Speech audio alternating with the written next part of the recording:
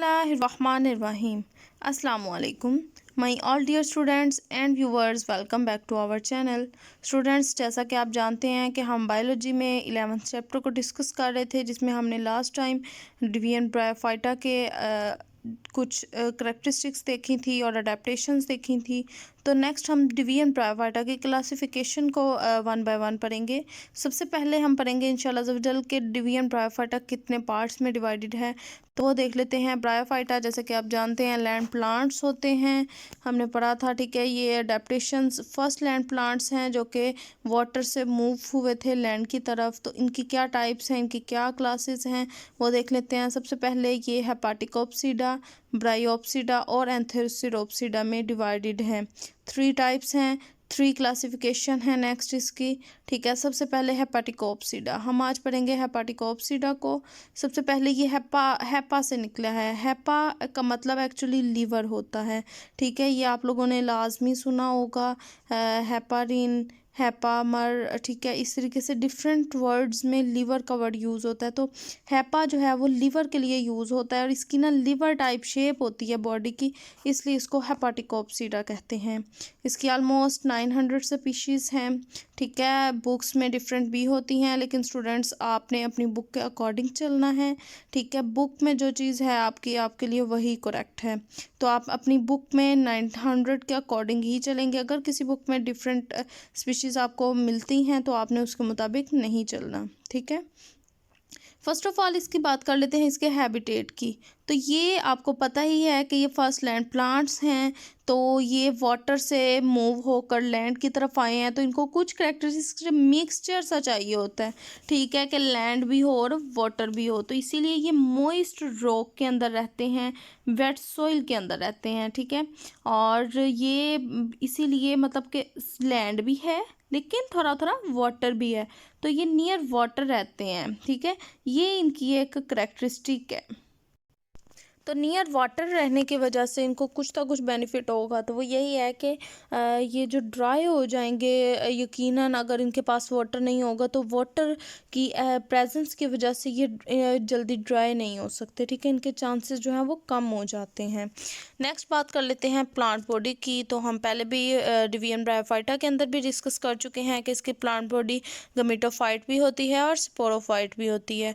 तो बिल्कुल इसी तरीके से, लेकिन कुछ चेंजिंग्स हैं गमीटोफाइट और स्पोरोफाइट में, हम उसको डिस्कस कर लेते हैं।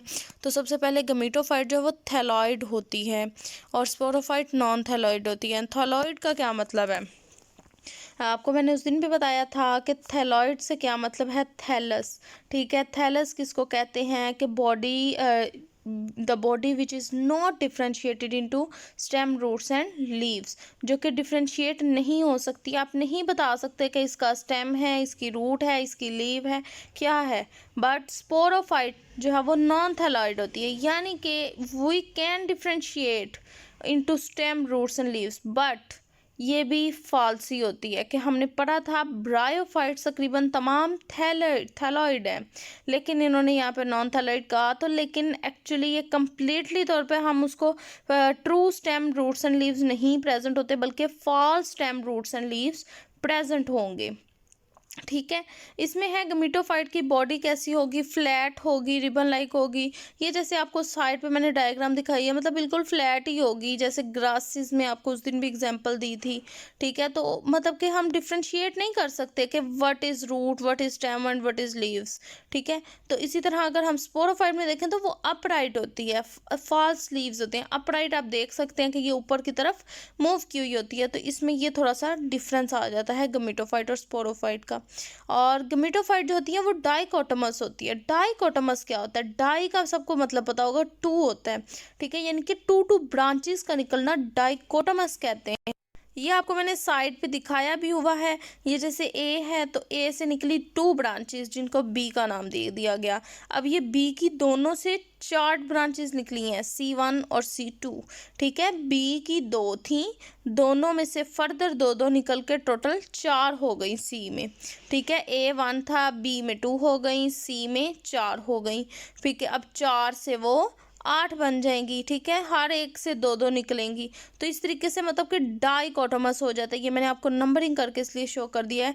ये ABC लिखने का मकसद क्या था कि आप लोगों को क्लैरिफाई हो जाए कि इस तरीके से ये हर एक जो है वो आगे से 2 ब्रांचेस में कन्वर्ट हो जाती है, ठीक है। और आप लोगों को ये पहले भी बात बताई गई थी, गमीटोफाइट जो होता है वो हमेशा इंडिपेंडेंट होगा, ठीक है, क्योंकि इसको जो ब्रायोफाइट्स हैं और ये कुछ हमारी प्लांट्स की फर्स्ट किंगडम्स वगैरह हैं, उनके उनके अंदर जो है वो गमीटोफाइट वो इंडिपेंडेंट होगा। लेकिन जैसे जैसे मॉडिफिकेशंस होती गई, अगर हम एंजियोस्पर्म्स वगैरह की बात करें तो वो बिल्कुल चेंज हो जाएगा, जिसमें गमीटोफाइट डिपेंडेंट हो जाएगा और स्पोरोफाइट इंडिपेंडेंट हो जाएगा। तो फिलहाल के लिए हमने ये पढ़ना है कि गमीटोफाइट जो है वो इंडिपेंडेंट होता है, ठीक है, यानी कि इंडिपेंडेंट इस तरीके से होता है कि उसको किसी भी चीज़ के लिए स्पोरोफाइट पे डिपेंड नहीं करना पड़ रहा, बल्कि स्पोरोफाइट को अपने न्यूट्रिशन के लिए, अपनी अटैचमेंट के लिए गमीटोफाइट के ऊपर डिपेंड करना पड़ता है, ठीक है।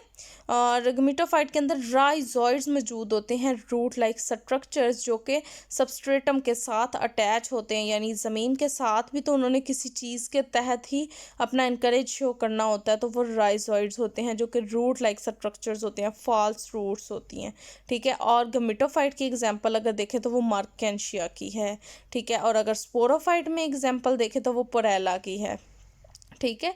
ये आप लोगों ने याद रखना है। नेक्स्ट बात कर लेते हैं अल्टरनेशन ऑफ जनरेशन की।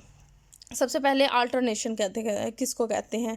अल्टरनेट का मतलब होता है एक से बदलकर एक आना, मतलब कि बदलकर दूसरी चीज़, दूसरी से बदलकर पहली चीज़, मतलब कि अल्टरनेट कर रहे हैं। जनरेशन हमारे पास 2 ही हैं, गमीटोफाइट और स्पोरोफाइट। तो ये गमीटोफाइट स्पोरोफाइट में कन्वर्ट होगी, स्पोरोफाइट गमीटोफाइट में कन्वर्ट होगी। आइए चलिए देखते हैं। सबसे पहले उन्होंने दिखाया हुआ कि प्लांट बॉडी है गमीटोफाइट, ठीक है। अब प्लांट बॉडी गमीटोफाइट जो है ये इसके पास क्या होते हैं? आर्चिगोनिया और एंथ्रीडिया।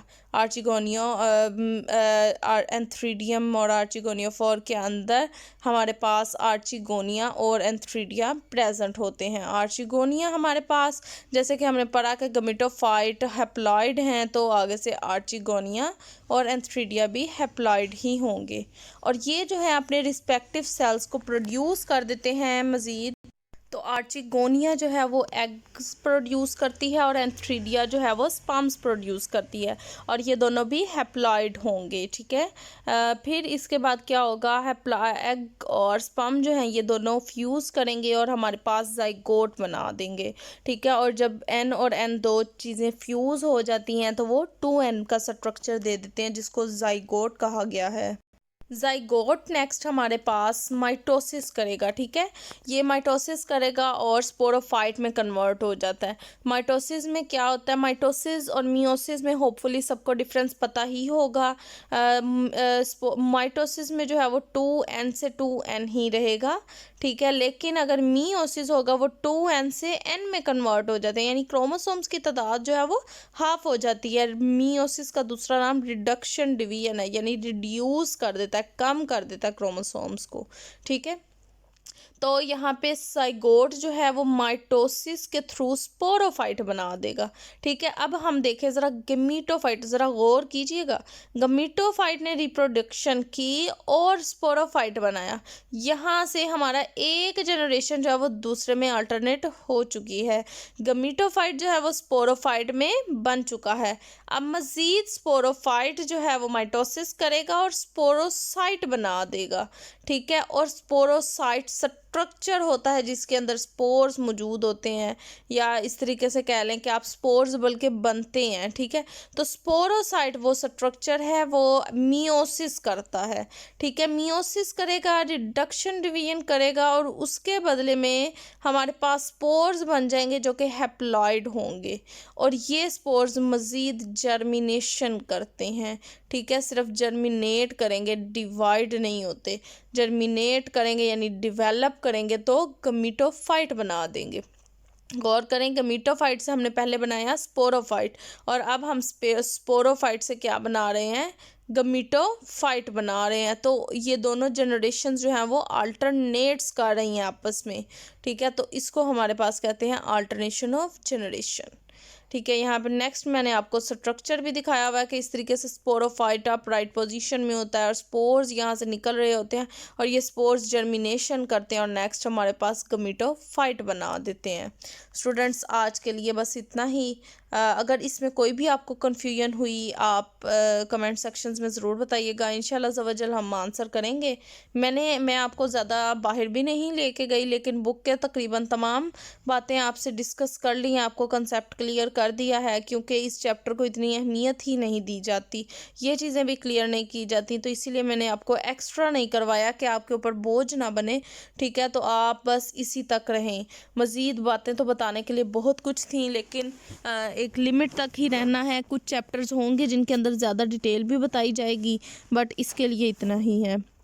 और इसके अलावा एलजी वाला पीछे चैप्टर है, फंजाई वाला चैप्टर है, तो कुछ चैप्टर्स हम पीछे छोड़ आए हैं। तो अगर आप लोगों में से किसी को ज़रूरत हुई तो आप कमेंट्स बॉक्स में ज़रूर बताइएगा, तो इंशाल्लाह ज़वजल हम उसको जल्द से जल्द डिलीवर कर देंगे, वरना हम टाइम टू टाइम ही उसको प्रेजेंट करेंगे। ठीक है, इसके अलावा कोई इशू हो तो आप हमसे रब्ता कर सकते हैं, कंप्लेन कर सकते हैं। इंशाल्लाह ज़वजल हम आपको इंशाल्लाह ज़वजल ज़रूर उस प्रॉब्लम को रिज़ॉल्व किया जाएगा। मिलते हैं किसी नेक्स्ट अच्छी वीडियो के साथ, तब तक फ़ी अमानिल्लाह, जज़ाकल्लाहु खैर।